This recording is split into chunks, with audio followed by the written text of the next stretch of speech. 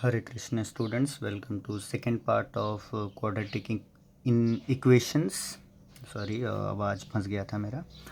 Okay तो देखो यहाँ पे क्या है, हम लोगों ने श्रीधराचार्य के फॉर्मूला को देखा था लास्टली, और मेथड्स भी हमने डिस्कस कर लिए थे कि कौन से बोर्ड में किस मेथड से हमें सॉल्व करना है.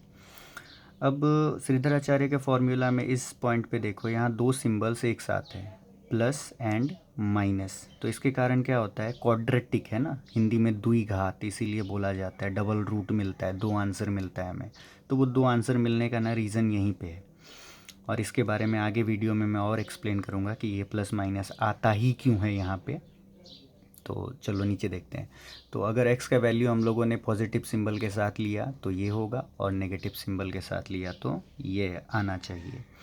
बट इसमें ना ये जो बी स्क्वायर माइनस 4ac है, it plays a vital role in this formula.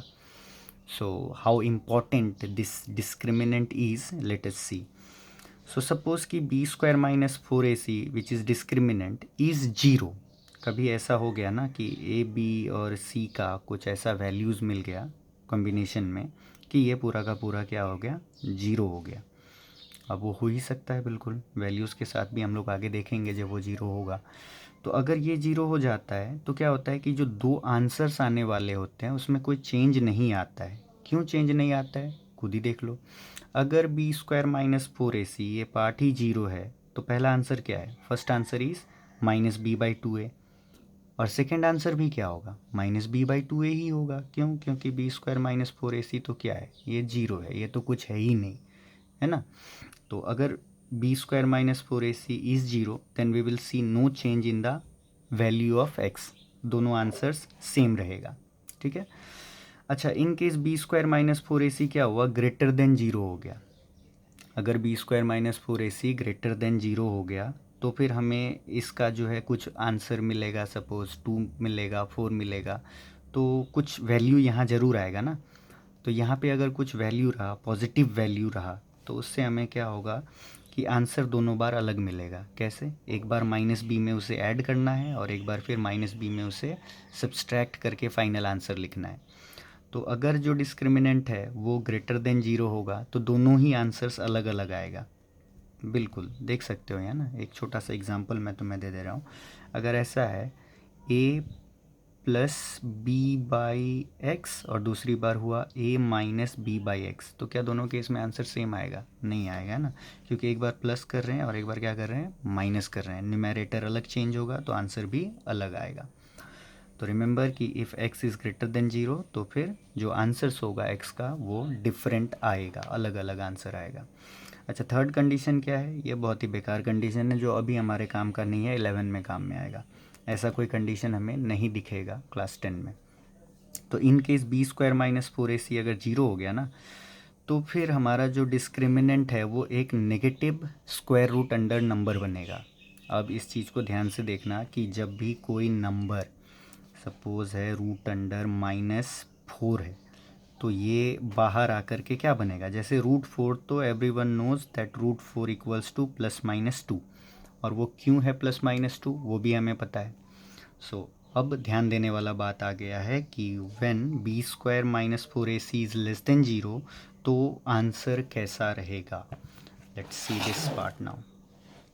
तो फर्स्ट पार्ट में देखा था डिस्क्रिमिनेंट जीरो था तो जीरो रहेगा, आंसर तो सेम आ जाएगा. इस चीज़ को समझ लेते हैं. Root under 4 is equals to +-2. Why is that, root under 4 को कैसे लिख सकते हैं, रूट अंडर -2 इंटू -2. देखो माइनस इंटू माइनस क्या है, प्लस, 2 2 जा 4, तो +4 को ऐसे ब्रेक करके लिख सकते हैं ना. और क्योंकि दो बार है तो फिर स्क्वायर रूट से बाहर एक बार निकल जाएगा एंड इट विल बिकम -2. अच्छा, सेम +4 को ऐसे भी तो लिखा जा सकता है ना कि +2 इंटू +2 इज़ ऑल्सो +4, तो उस केस में भी 2 बाहर आएगा.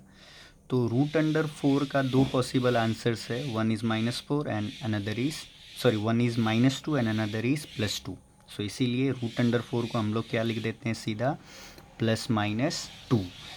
बट अगर ऐसा है कि ये है रूट अंडर 4 तो फिर बता सकते हो इसको कैसे लिखोगे, कभी बाहर निकाल सकते हैं -4 को. चलो अगर मे भी तुम लोग ऐसे सोच रहे हैं कि चलो 2 इंटू 2 करते हैं, तो 2 into 2 is not -4, 2 into 2 is +4, ये काम नहीं करेगा.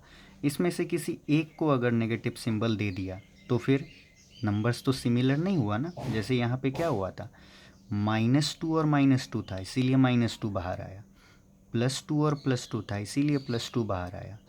तो यहाँ क्या हो रहा है, एक +2 है और एक -2 है, तो पेयर ही नहीं बना, तो नंबर बाहर आएगा नहीं आएगा। यानी इसका सॉल्यूशन अभी अपने लेवल का नहीं है, ये 11 पे छोड़ देते हैं। 11 पे भी मैं वीडियोस अपना बनाऊंगा जब क्लास 10 का ख़त्म हो जाएगा उसके बाद। सो यहाँ याद रखना, यहाँ इमेजिनरी नंबर का कॉन्सेप्ट आता है जो हमें 11 में सीखना है, बट फिलहाल अपने औकात में रहते हैं, 10 पे ही आगे बढ़ते हैं। तो फाइनल टॉक, डिस्क्रिमिनेंट अगर 0 हुआ तो हमारा रूट्स, यहाँ रूट्स माने पेड़ पौधा का जड़ नहीं है, ये आंसर है। रूट्स क्या हो जाएगा, आई नो इतना इंग्लिश तुम्हें आता है, सॉरी, कमेंट में गुस्सा नहीं हो जाना है कोई। सो b² - 4ac 0 हुआ तो roots are real and equal. Real तो होगा ही, है ना, रियल तो पॉइंट में कुछ भी हो सकता है, रियल होगा एंड क्या रहेगा, इक्वल रहेगा। क्यों इक्वल रहेगा, हमने ये देख चुका है। If discriminant is greater than 0 then again answers और roots are real and unequal. क्यों अनइक्वल होगा ये भी हमने देखा है।